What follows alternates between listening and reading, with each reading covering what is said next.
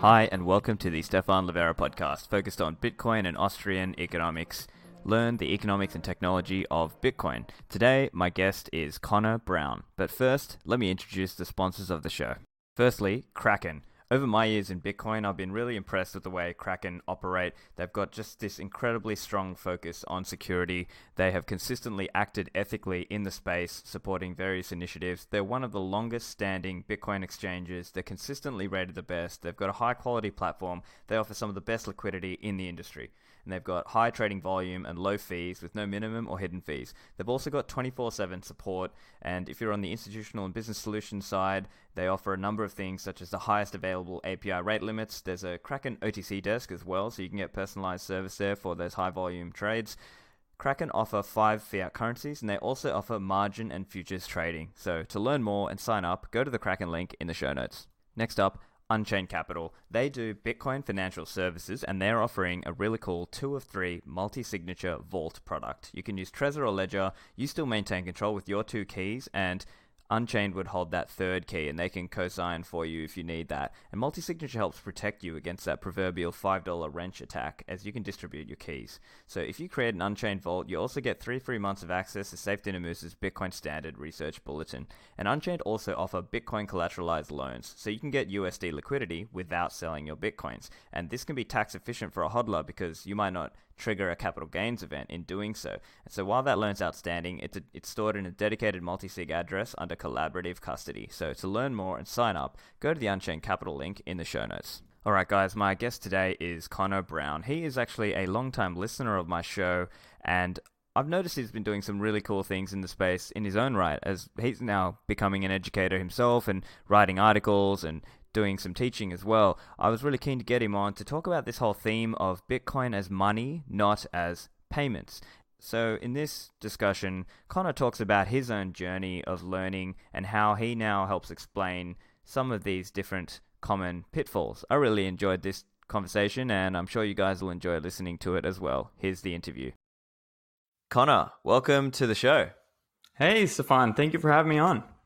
Yeah, it's great to finally speak with you. I know you've been a long-time listener for a while, so and I know you've been writing and putting out a lot of good material. So I thought it'd be interesting to get you on. So let's, I guess, just for the audience who may not know you so well, just give a bit of a background on yourself. Yeah. So hey, everyone. I'm Connor Brown. I'm right now a law student. I'm currently pursuing the legal path in life, but maybe that'll transition to Bitcoin pretty soon. But my background is in debate for a long time. I did that for about 7 years, studied philosophy, sociology, and then decided to go the law school route because that was really the only way to stay afloat. The way I got into Bitcoin was pretty interesting. My friend, Sam Garcia, he's all into growth hacking. He was like, here's what you need to do. You need to start a writing career, Connor. And I was like, okay, I don't know what to write about. And he was like, well, you're at Stanford, so just, I don't know, write about blockchain. That's a big thing. And I was like, okay, sounds good. Started learning about blockchain. And, a year later now, here I am. And, completely fell down the rabbit hole, but it's been a wild journey. Excellent. So what was it that made you go from talking about blockchain into Bitcoin more specifically? Is it just because Bitcoin is first? Yeah, I mean, no, not at all. It's actually the opposite, I think, just because intuitively when you're learning about a new technology, you start with whatever's like the most cutting edge. And Bitcoin, when I first got into it, I'm looking at the most mainstream of resources, obviously. I'm just Googling around on the word blockchain. I found like Laura Shin's podcast, and it was really kind of blockchain agnostic. And, Bitcoin throughout all of the mainstream stuff just felt very outdated. Like, it's there, it's in the background. It was a nice stepping stone, but, we're on to bigger and better things. It was kind of like the takeaway for a while. And, it was really a strange path because Bitcoin is such a weird interdisciplinary thing. And I really didn't have any of the foundation that's required to understand it. And so, when you first start learning about it, you don't, or at least the average person, I think, they don't come from it from an Austrian perspective like you did. And so it requires a lot of, you know, um, reevaluating your own beliefs of the world before you can even make sense of this thing that we find. And I think for some people like me, that leads to them getting tricked for a while in the early days. And luckily, I had enough time to really invest and figure out, oh my God, there's a lot more here than I initially thought. And I think that was one of the big reasons why, and I've mentioned this on Twitter before, that I initially totally bought into the Bcash narrative. And it was like, you know, for maybe a month, but it was very compelling based on, you know, just initial skimming it and, you know, looking at limited sources and not really understanding the many multifaceted parts of Bitcoin. It really reminds me the way you were mentioning how people talk about blockchain agnostic and so on, and they haven't a good resource that they should have read is Gwern, Bitcoin, worse is better. Have you read that one? I have not read that one. I've never even heard of that one. Oh, I'll have to show you afterwards. But essentially, it's like this article. It's a couple of years old now, but it talks about how in certain ways it looks like it's worse, but actually these are the trade-offs that, in some sense, Bitcoin has made. So Nick Carter has written a recent article about this idea of the trade-offs Bitcoin made and that Bitcoin bites the bullet. But I'm also interested to know, at that time that you were in the Bcash world, were you already a libertarian before that? Or how did you kind of stumble across that worldview? Well, I think this is actually a great question because I wasn't at all. In fact, if anything, I was probably leaning more left. And, you know, there were times in college where I would consider myself a socialist. And I think this is something that actually gets to the heart of why Bitcoin can be so difficult to understand. Because, you know, it is a change in money. And money is something that is deeply ideological. It's something that you never consider as being something that is important to how society functions. And, you know, it's similar to a language in the sense that, you know, what language you speak and communicate with has certain philosophical presumptions kind of baked in, right? And your money has that same thing. And if you speak one language your entire life, you can't even really imagine what's outside of that. And I think that because we've always had one form of money before we encounter cryptocurrencies, then, you know, when we find this new medium of exchange, store of value thing, we think of it as a new payment system and really think of it as, oh, this is like a new, just like Venmo is a new form of payment, Bitcoin's a new form of payment. And that was really what the Bcash narrative is all about, is payments. And, you know, there's really not much there in the sense of like it's minor improvements on payments at first, you know, glance, but the real change is money.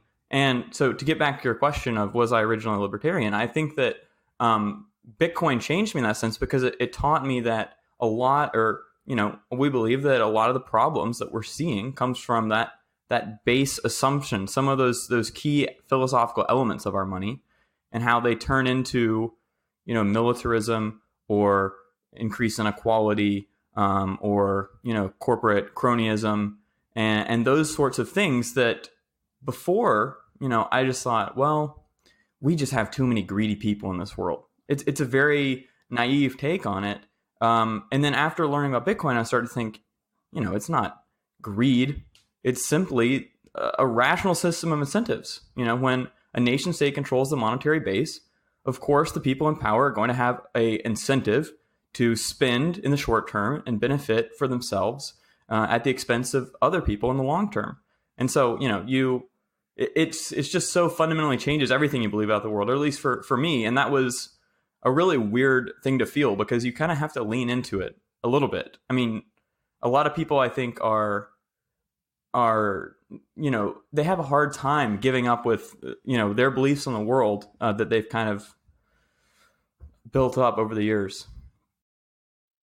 That reminds me very much of this idea of like having a conspiracy without conspirators, right? That you've got central banks and politicians and regulators and so on, and each of them is not out to kind of get everyone else. It's just each person is looking out for themselves. And naturally, what happens is the politicians will sort of tend to give money and give resources and give power to people who empower them.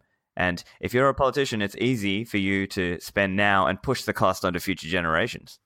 Yeah, no, I think that's entirely the point. And that's why we have to have a monetary base that's ruled by math instead of short-termism from politicians. And that was really just a mind-blowing a realization that seems so painfully obvious, that it's not that these people lack some sort of critical moral character that all of us would easily refrain from doing such things if we were in office. It's simply that, if you have the ability to create $1 billion out of thin air, then people are going to spend up to $999 million trying to get that from you. And it's purely in both of your incentives to do that. So it's, I completely agree with the conspiracy without conspirators. I do think also that this is part of why Bcash is such a weird thing, is because Bitcoin attracts the type of people that are naturally contrarian in a way, or are willing to kind of go that extra mile and think outside the box. But it also attracts people that are just straight up conspiracy theorists. And so it becomes this weird thing where you have the contrarians who want to be contrarian to the contrarian group. And, you can like kind of endlessly. And so like BSV like went even further in that direction. And it reminds me of that Flat Earth documentary. I don't know if you've seen it. I haven't. It's hilarious because in the Flat Earth community, you have a bunch of people who are actually conspiracy theorists about the Flat Earth community itself. And they believe that some of the key leaders of the Flat Earth movement are actually NASA, CIA conspirators. And so they've forked off to create the Flat Earth conspiracy. And it's incredible. And I'm like, oh my God, it's BSV. Yeah, and that to some extent, if you look at some of the personalities who went that way, into the kind of the Bcash SV, some of them, you might say they preferred to be the big fish in a little pond. They weren't happy to try to actually, win as Bitcoin. I totally agree. And I think that, once, for me, it was, I heard this thing is like, you don't get, it's much more compelling when you hear a bad argument from the side you're on than it is when you hear a good argument from the side you're against. Like, hearing someone defend their position badly is an extremely strong way to turn you off that view. And the more I learned the more time I spent in the Bcash community, I was just very unsatisfied with the arguments they were making. They're just like, that, and I think this comes down to the payments versus money type thing, but also in the sense that, when they're talking about things like block propagation or things like that, like they can't defend the node perspective, or the fact that blocks are going to have difficulty, or mining is going to be more profitable if you're centralized. All of those things, their arguments were just kind of, empty hand waving type stuff. Roger Ver, saying whatever hand wavy stuff he does. And after that, it was like, on one side you have extremely credible, nuanced arguments in favor of smaller blocks, and then you have Roger Ver, who's a politician at heart. And so I think that was another big thing that was, sort of painfully obvious after a little bit of time. In my view, it was also a lot of affinity scamming going on, because Roger Ver is a libertarian and was able to convince many other libertarians. And what we would refer to them nowadays as kind of like the lolbertarians, like the ones who didn't really know what they were on about, and they just got fooled because some of them didn't have quite the level of technical knowledge or quite the economic understanding that the Bitcoiners had. And unfortunately for them, it was quite costly. And in many ways, I would have liked these guys to be rich, right? I would have liked fellow libertarian types to be rich. But unfortunately, people like Roger Ver were going around saying, oh, all the real libertarians back then are still in Bcash. Yeah, no, it's really funny looking back on the time I was thinking about it. And, things like, the block size limit, that's central planning. And, we should have much larger blocks so the market can decide the fee and things like that. Sound compelling at first, and then you start thinking a little bit more about it. And you're like, wait a second, the market deciding the block size, isn't that just exchange rates between Bcash and Bitcoin? And you're like, oh, wait, okay. So the market is deciding these things. It's not centrally planned. And, I mean, it all doesn't really hold up under scrutiny, but this goes back to how much time it takes. I mean, I'm in law school when I'm learning about this stuff. I basically spent all my time learning about Bitcoin over the past year and kind of put classes on a back burner. And I was very time rich, which is something we hear a lot. It's like I had the luxury of really digging through this stuff and understanding it.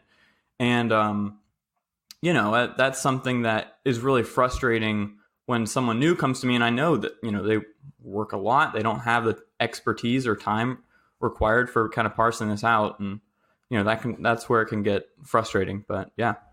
Yeah, so there were a few different claims that the Bcash has put out, and I think it might be instructive just to try and speak through some of them. And now that we're sort of understanding Bitcoin more from this money, not payments view, as you mentioned.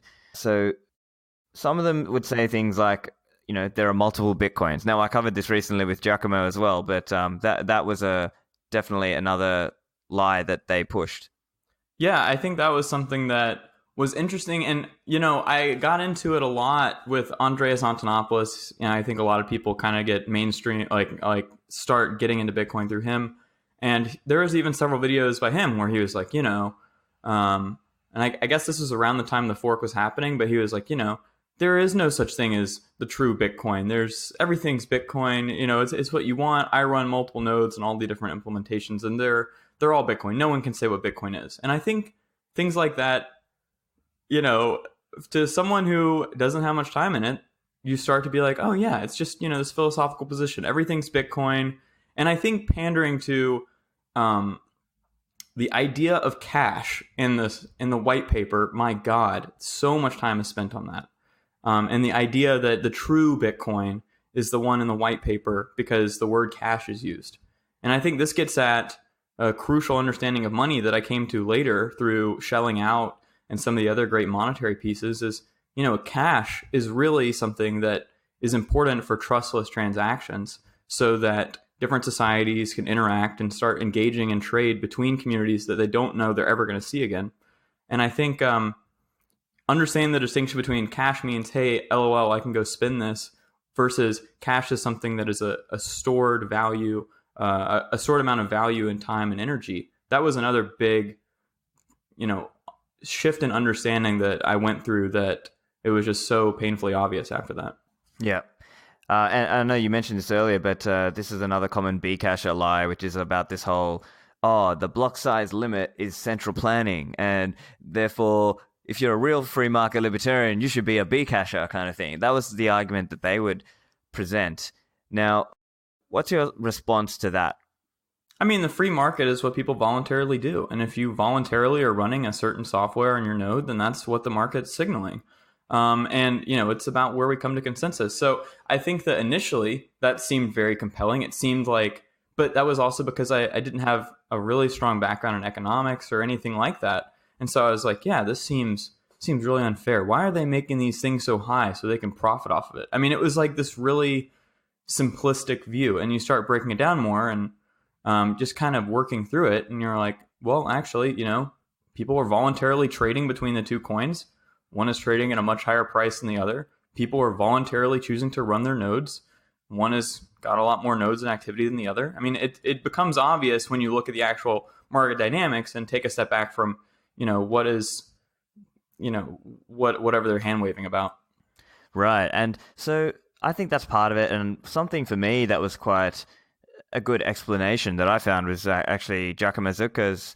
He had a tweet thread about this a little while back now, and he was basically explaining that the difference between the Bcasher worldview of trying to keep transactions super cheap versus the Bitcoiner worldview of making verification accessible, right? So it was about, do you want ease of transaction or ease of validation or ease of verification?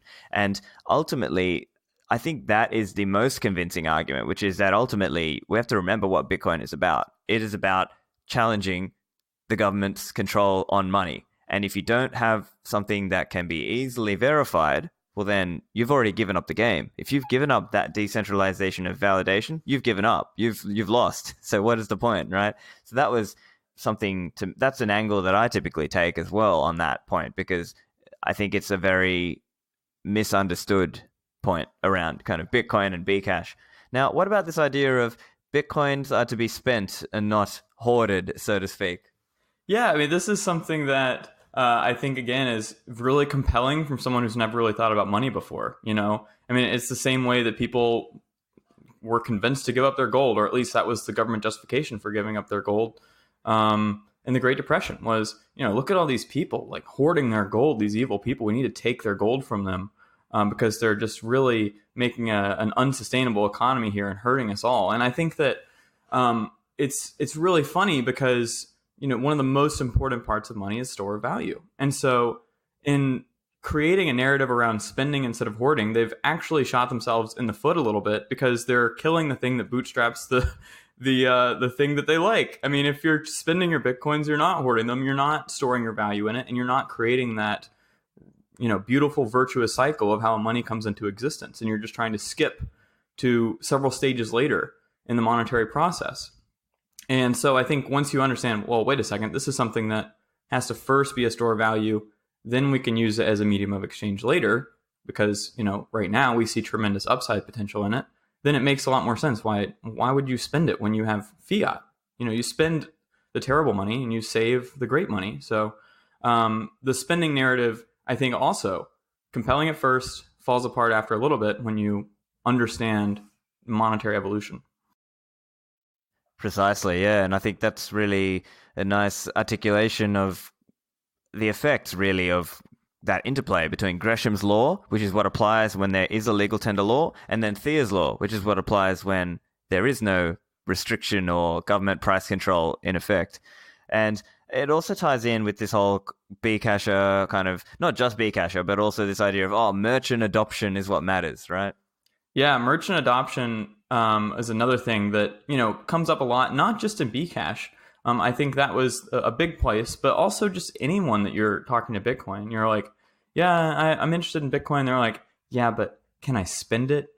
Where can I go buy a coffee with it? And, that's, you're like, well, that's not really what makes something a money. You can't really go and use your gold that has an $8 trillion market cap at the coffee shop down the street. And, it kind of has to go through these stages. And, that was another thing that was one of the, it was just so cringy to watch these videos of Bcashers going around and trying to, it felt like they were almost trying to con people into accepting Bitcoin Cash because they were like, oh, it's merchant adoption. I know I just rode in your taxi for the past 30 minutes, but I'm not going to pay you. I'm just going to teach you how to open up a Bitcoin Cash wallet and send you this. And, one day you'll figure it out. And I just increased merchant adoption. So there you go. Bitcoin cores, you're just like, oh my God, so cringy. Yeah. And ultimately, it's like, here's the thing. If you really like something, you should not want to give it up, right? If you really love Bitcoin, you want to hold on to it. People should theoretically be trying to spend with fiat and say, oh, you want money? I'll spend my fiat for you and I'll hold my Bitcoin. Oh, but you're trying to pay me? Okay, well, I would like you to pay me with Bitcoin because I think that's the better money, right? If you really loved it, that's what you would do. They're so desperate to just give away their cash. I mean, it's really funny, thinking back on it. But to an outside perspective, you're just like, oh, yeah, that makes sense. Because I spend my money and that seems important to spend money because that's what I do with it. You don't. And the fact that it's so compelling speaks to the problem of our money today, is that people don't think about saving. It really speaks to the philosophical state of money in society. It's when we have been using an inflationary currency that incentivizes spending and consumption instead of saving and investment, then naturally this is going to be compelling for people that have, been inundated with this for years, cheap credit and consumer spending. And so they're playing to that broken narrative, and that's what's so world changing about Bitcoin, is that it's this new language that has these new philosophical concepts embedded of it that completely shift that dangerous paradigm. Precisely, and I think that is also one of the difficulties that Bitcoiners have with communicating the value of this to a normie, because a normie perspective is, oh, this Bitcoin, what can I do with it, right? They're thinking use cases, right? It's a different mindset. Exactly. And I think that, it's not even, It's really bizarre because people don't think about their money in terms of its monetary properties, but they really think of it in terms of its ability to move in a payment system. And I think that this leads to a lot of people thinking money is subjective, arbitrary. We have the yen, we have the dollar, we have the peso, but really they're just all sort of separate beliefs, and they never consider, or at least I never considered, monetary properties before learning about Bitcoin. I never thought about scarcity, durability, verifiability, portability, fungibility, all of that, those really important characteristics that make someone use a certain medium of exchange or store of value. You never consider that. You think, this is just a belief. Just people pass this around, and we all kind of believe in it. And the fact that I can pass it around anywhere, the fact that merchants adopt this thing shows that the belief is strong, and therefore it's a good money. And the opposite's true. It's a question of what are its monetary properties and how do they stack up against competitors. And so the other big one that came out of the Bcasher world, and some of the payments type people would think of it this way, is, oh my God, high transaction fees. No one is going to use your Bitcoin, or maybe it won't be secured in the long run because the high transaction fees. What do you say back to that? I mean, that was something that I was definitely sold on for a little bit. It was just like, why? It's needlessly expensive over here. And that was something that took a while to come around to. But, once you start understanding it as a store of value, and you start understanding the reason that the transaction fees are high is because there's demand there, and the demand is there because it has these incredible store value properties, then those transaction fees look hilarious in a way. I mean, they just look so minuscule in relation to what people are willing to pay for final trustless settlements in today's world. I mean, to move gold costs hundreds of thousands or millions of dollars. And so getting confirmations on the Bitcoin chain for just, if you're willing to lower your time preference enough to allow for a couple days, you can get it with just a few cents. And, even if transaction fees go up to $100, it's still just massively better than other things that people store value in. You look at real estate, gold, like I said, or these other things, they have massive expenses. So when you move from payments to money, the transaction fees look much cheaper. And I think that Lightning really taking off was also, and kind of, me using Lightning and understanding Lightning as, this is a layered solution to money in the same way that our system is today, where we have, settlement between banks, and then we have, consumer payments on top of that. I think that was also pretty big. And you can kind of see how this financial stack, kind of builds out, and the transaction fee varies based on what level of the stack you're using. So I think that was all very important for me, learning more about this and kind of bringing it all together. Excellent. So we've covered some of the common Bcasher or just normie ways of thinking. What were some of the resources? What was it that helped turn you around? I think the first thing that really was compelling to me was Murad's segment on the Off the Chain podcast. And it was funny because I saw it because I think like the Apple Store, or I don't know, some platform took it off the platform when it first went up for some reason. And I don't know if that was a fluke, but I was like, oh, what is this secret knowledge? People are like deplatforming. And so I listened to it, and Murad just gives this incredible argument for Bitcoin as a store of value and money as an evolutionary concept. And for the first time, my thoughts about money as, oh, it's just a payment, to, oh, this is a thing that has multiple different elements. You have store of value that slowly evolves over time. That just blew my mind. And because for the first time, I heard a compelling argument that really seemed to get to how money worked in a very logical way outside of this is just a belief. And when I stacked that up against the other arguments I've been hearing, it just destroyed them. So then I started, okay, where can I find more about this money thing? And so that's why this podcast is sort of surreal for me, because I then found your podcast, and your first couple episodes just blew my mind. I like called my dad. I'm like, Dad, you have to listen to this. This is crazy. And like all during the month of October 2018, I listened to like every single one of your podcasts, all the Noted podcasts, and just about all of Tales from the Crypt. And just like, it was such a bizarre month of my life because so much information was being downloaded. So much of how I understood the world was changing in like a really, really short span of time. And that was just really crazy. I think another really big resource for me, this was around the same time, was Stephan Decrypt.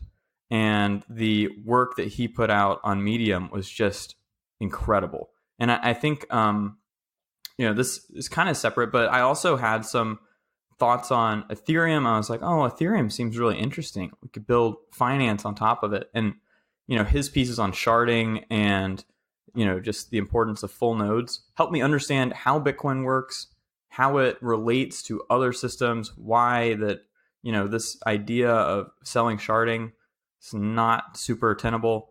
And he has a great piece on Bcash as well. All of that just completely convinced me in a really short span of time. And it was a really strange experience. I've just never experienced something in my life like that, where suddenly there's this whole new understanding of Austrian economics, which I'd never heard of. There was new understandings of the role of government. And it was also so exciting because I went from thinking, oh, I'm interested in blockchain and it's going to make payments more efficient, to thinking, oh my God, I'm part of a revolutionary struggle to separate the money and state in a way that has never been done before. And, there's like this weird like element where you find yourself in this like great historic moment that's super exciting. But anyways, yeah, I could go on and on. I found Twitter for the first time. That was mind blowing. Just having so many brilliant people talking. I'd used it a little bit before, but it was mostly for memes and stuff, or whatever. Nothing interesting, and so that was also really crazy. I actually just made a Twitter to go and personally thank Stephan Decrypt for his articles. I was like, I just made a Twitter. I don't really know how this works, but I just want to say thanks. And that's how I got started, just on Twitter, and here we are. There you go. Fantastic. It is, I can appreciate, for someone coming from the perspective you had, it would have been a massive, massive shift in the way you think. And then to just 180 flip is not an easy thing. So no, it's not. It's a little bit scary. Like, I think there was a few days where I was like, am I part of a cult? Like, am I really getting tricked here? And I don't know. It was a very strange time. But at the end of the day, my background is in debate, philosophy, law school. It's all about just stacking up arguments and seeing where it falls. I'm not someone who ever is, really wedded, or I try not to be. I think everyone has biases, but I try not to be wedded to a single ideology, and I'm willing to just, see where the arguments lay and pick up the pieces and figure out what's real. And, I kept like doubting how compelling these arguments are. I was like, this can't be this crazy. Like, this can't be as compelling as it is. But, when you stack them up, Bitcoin just blows your mind, and it's all there waiting to be found. Yeah. Excellent. Let's talk about, there was this funny Buttcoin tweet I thought it would be good to touch on. So it's, again, coming back to this whole payments versus money idea. And so the tweet says, there isn't a single goddamn thing that Bitcoin can do for retail that Apple Pay doesn't already do 10x better. Now, why might that be compelling to the typical Buttcoiner or person who's like an anti-Bitcoin person? I mean, I think this goes back to all the things we've already been talking about, which is, money as a payment instead of money as a store of value, is something that people forget about a lot. I think that, it goes back also to people don't realize the importance of money in a lot of the big, historical events we've seen in the past few years. Like, I think that thinking about like, the financial crisis in 2008 or something like that, we don't understand the average person doesn't understand the monetary implications for an event like that of, what allows cheap credit, what allows these sorts of, highly illiquid loans and things like that, and poor allocation of resources. And I think that all of that comes back to monetary problems. But I don't know, and maybe it's because every sort of money that we have in the world is so similar. Every single money is fiat based that they all seem so similar, and the differences just seem like different payment systems. I've tried to think a lot about this because it seems so obvious in retrospect, but at the time, money really seems like a form of payment and not much else, and that it's just a number. And I think another part of it is complexity theater with central banking and things like that. Like money, at least for me, the way it was created seems so damn confusing. Like in a way, it's like, trust the experts, don't worry. There's like all these geniuses at the Federal Reserve somehow that are pulling the strings properly. I think that's another thing that makes it really hard for people to question their money. But yeah, I think that little post on Buckcoin like sums up just how difficult it can be for people to understand money on an ideological level as being seeing it. Even, I mean, it's like it's difficult for people to even recognize money as an issue. I think a lot of theorists, and when I was in college, I really loved critical theory, and a lot of them super communist. And I think a lot of that comes from not understanding money's role in things. I never read any of them speaking about money at length, and the problems it can have. And I think a lot of people misconstrue problems with capitalism or free markets with problems with money. And so I think that's another thing that has really been difficult to kind of sift through is money is almost in plain sight, and it's so pervasive. It's also completely hidden. Like you can't see outside of it because you can't view it from a distance. And so it leads to people blaming other things for monetary problems. Right. And I think it's good to now transition a little to now your experiences in teaching Bitcoin to other people. So tell us a little bit about that. Yeah. So I've taught a decent amount in my life. I was a law school admissions test tutor, and I really love teaching. And so I taught some classes at Stanford. We had a class at the law school called cryptocurrencies.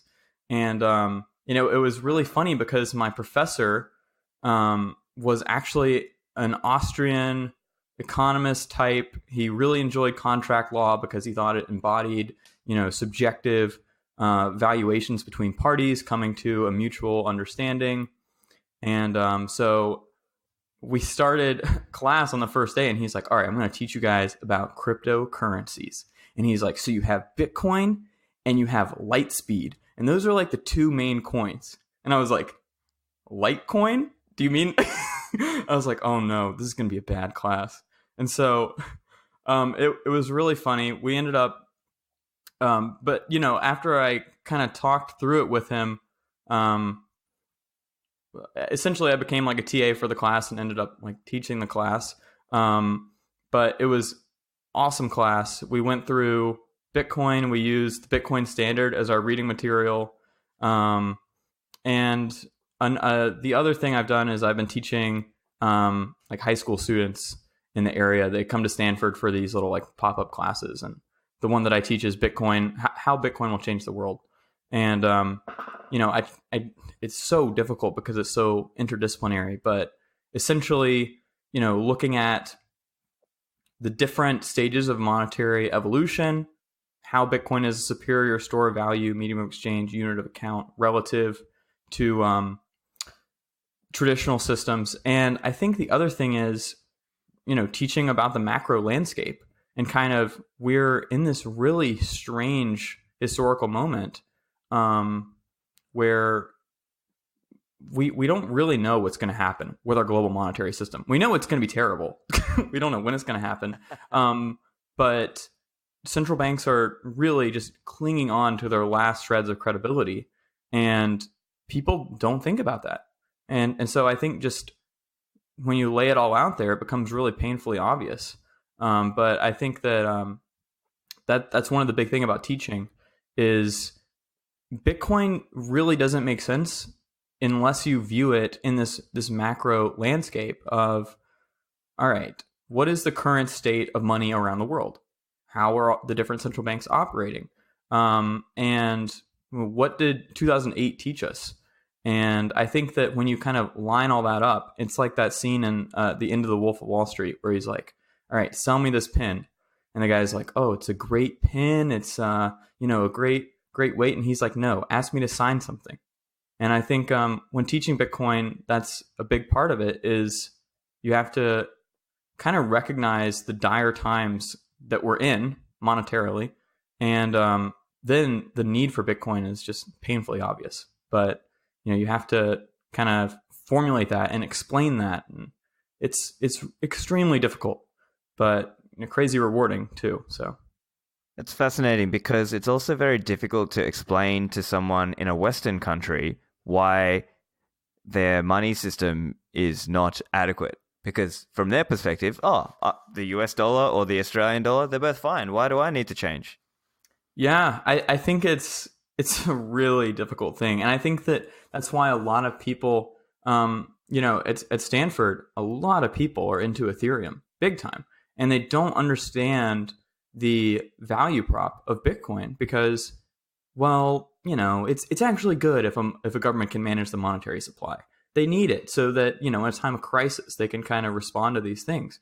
And, when I'm talking to them about that, if you can't get past that really deep assumption of should a government have control over the money supply, then it is nearly impossible to crack through and get through them on the value proposition of Bitcoin. They almost, I've had several things where we're there for a blockchain meetup and we're talking about it. And they're like, yeah, but we need to make sure the government has control over the money. I'm like, why are you here? A lot of them love things like MakerDAO or things like that, which is the same idea. It's like, let's just take a bunch of tech bros and make them a central bank.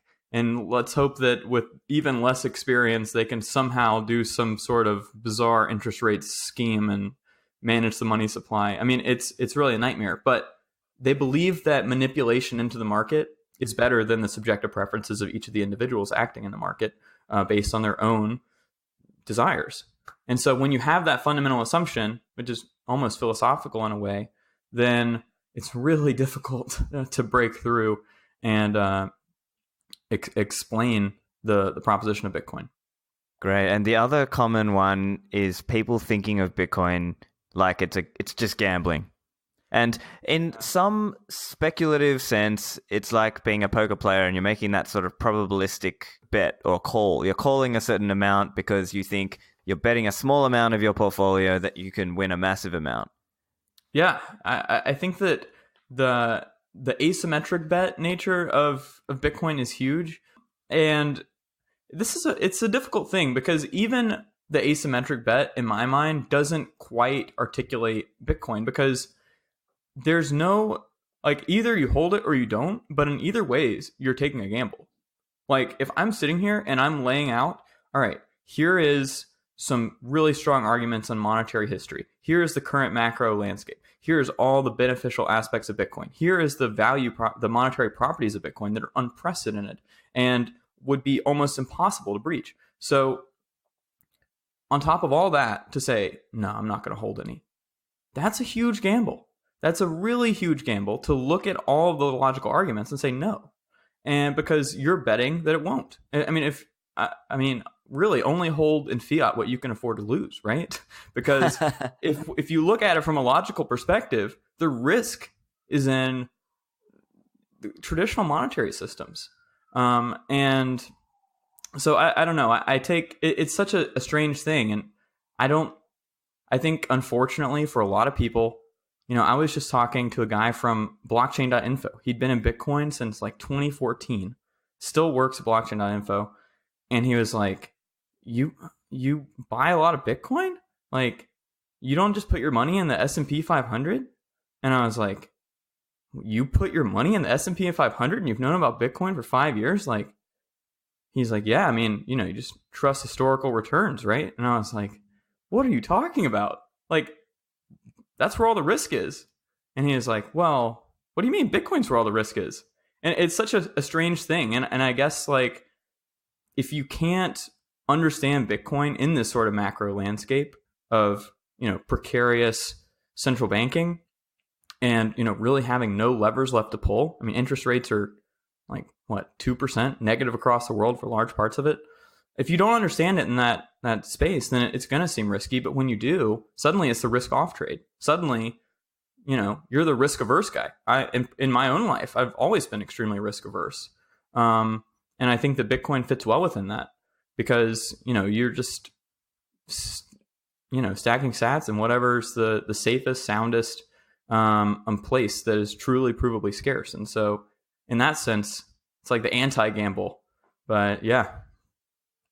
Yeah, and speaking of gambling, the other common sticking point for newbies is, it's so volatile. Why would anyone use that as money? The volatility thing really gets me because, you articulate it as, oh yeah, well, I think this is going to be the new global reserve asset. And they're like, yeah, but it's so volatile. I'm just like, of course it's going to be volatile in the upward direction. What are you talking about? And I think that this is a strange thing because when someone doesn't understand money, they expect of Bitcoin to come into the world and suddenly be a perfect store of value, medium of exchange, and unit of account simultaneously. Like it's just going to like pop into existence and then it fills all the roles of a money perfectly. And I think the big turning point for me was saying, wait a second, this is an evolutionary process. We can use it as a medium of exchange, but right now it's still in its black hole stage where it's just sucking up value from all of these inferior forms of storing value. And that is going to be accompanied with massive volatility. And as that, tapers off, then we get into a more medium of exchange role of the money. So I think that's, really a hilarious take to try to want all of it at one time. It really comes down to patience, letting this thing mature. And, volatility is good because orange coin go up and we're all happy, right? Exactly. I think that is I've made similar comments before as well about how people just think Bitcoin should have just come into the world perfectly formed. And, it's not like a child that has to grow up. It should just be perfectly formed. And what they're doing is it's almost like not giving it a time to kind of grow up, and they're just expecting everything to just be ready at once. Absolutely. I mean, absolutely. The perfect being the enemy of the good is definitely a big issue. And I think that's another reason that people are going to have their minds blown by Bitcoin because it's something that evolves. And people that write it off in 2015 are going to look back at it and they're like, wait a second, now it has the Lightning Network on top of it. Now it has, things that I can't even talk about right now because they're going to be something someone develops in 2021 and it's going to be even better than the Lightning Network or something like that. So this evolutionary process of Bitcoin, not just in its monetary, but in the actual nature of the protocol itself, is just unlike anything we've ever seen. And I think expecting everything at one time is just going to blow people away because it's going to evolve beyond what I think even you or I can imagine right now. Oh, also, I know you had some skirmishes with a Ripplecoin shill at university. Tell us a little bit about that. That was a fantastic day. Yeah. I was taking a class at the business school, and it was just basically a finance class for different people from different, portfolio managers or hedge funds would come in and talk about what they're working on. And one day we had a professor from the business school who also happens to be on the board at Ripple come in and talk about blockchain technology. And, part of me didn't even want to go to the lecture. I was like, I know how this is going to go down. Like, it's going to be so difficult. I'm going to just be cringing the whole time. But I go in and, for the first 30 minutes, it's talking about the beauty of the Ripple protocol, whatever that means. And, she's talking about how banks are using it and all of these different, just doing the classic Ripple marketing pitch. And then she starts comparing it to Bitcoin. She's like, now Bitcoin, on the other hand, look at this thing wasting all this energy, stealing electricity from rivers. They're Bitcoin, let me make this one thing clear. I've been working on this since 2013, and everyone says it's secured cryptography through cryptography. But let me tell you this, it's not. It's secured economically. And if a miner gets 51%, he's going to steal all your coins. And, just crazy stuff. And I'm sitting there and I don't know what to do. I asked a few questions, but it was just really bizarre because, you're at this great academic institution. I love Stanford. You expect your professors to be, have good integrity and, be upright and really try to pursue knowledge and important ideas. And I was like, oh my God, this is a professor shilling a coin in class. So I got really upset and I wrote a long letter and sent it to different, so she was a visiting professor in the class. So I sent it to the professors. And, they said, well, we'll get back to you on this. I'm really, really tangled up right now with stuff, but we'll definitely look into this and get back to you. Never heard anything about it. And it was so frustrating. And so I was like talking to other Bitcoiners and they're like, wait a second, this happened? And I was like, yeah. And they're like, why don't you just post this on Twitter? And that was when I learned about the capabilities of Twitter and things going viral, because I posted the letter and it just immediately blew up.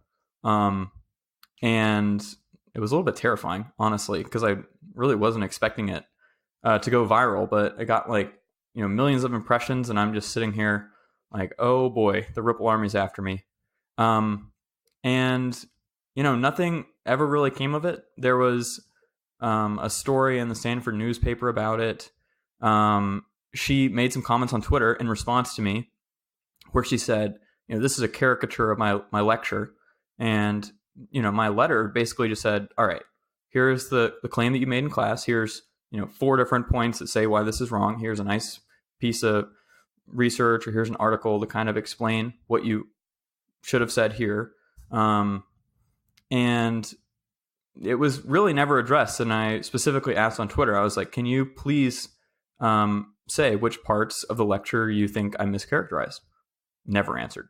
There was never any substantive remark. And it just kind of got passed off as, well, this is an introductory lecture, so we want to keep it really simple. And it was like, that's not quite what you're doing, but because no one really understands this stuff yet, you can kind of get away with that. And that was really frustrating to me, is that it was perceived as, this is difference of opinion, when really it was things that, and you can read the article. It's still on my Twitter feed, but yeah, it was not things that was just like subjective opinion. It was like, all right, here's how the protocol works. And that was a really frustrating moment. But seeing the Bitcoin community's reaction to that, and just I don't know, it was just a really beautiful moment, because you see the community stand up for you and support you. And I've went to a lot of meetups and people have been like, wait, are you the Ripple student guy on Bitcoin Twitter? And I was like, yeah, that's me. And so that's been really, it's so cool. It's such a beautiful community, and it's really just been inspiring to just keep working and keep learning. So yeah.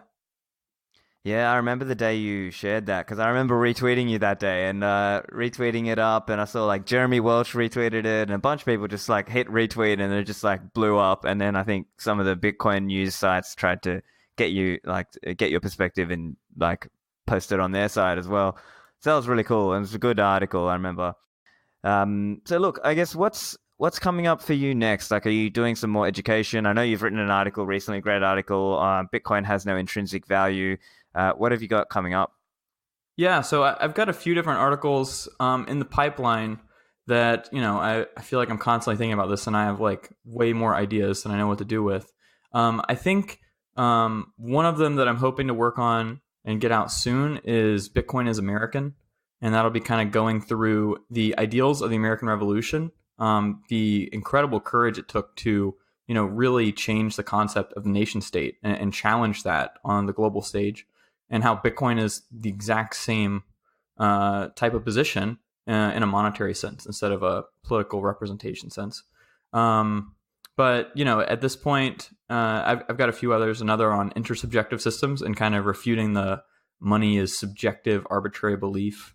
And right now I'm still on the legal track in my life, and I'm just trying to sort of figure out where I fit into the Bitcoin landscape because I sit at work right now, and all I can do is think about Bitcoin, and I'm just like, I need to transition as soon as possible.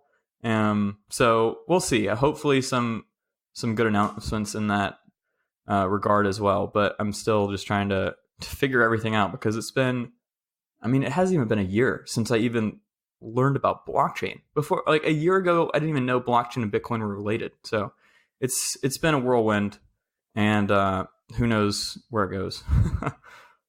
Excellent. Well, look, I think you're doing a great job, so thanks for that. And yeah, look, just before we let you go, make sure you tell my listeners where they can find you. Yeah, you can find me on Twitter. My handle is @_ConnorBrown_.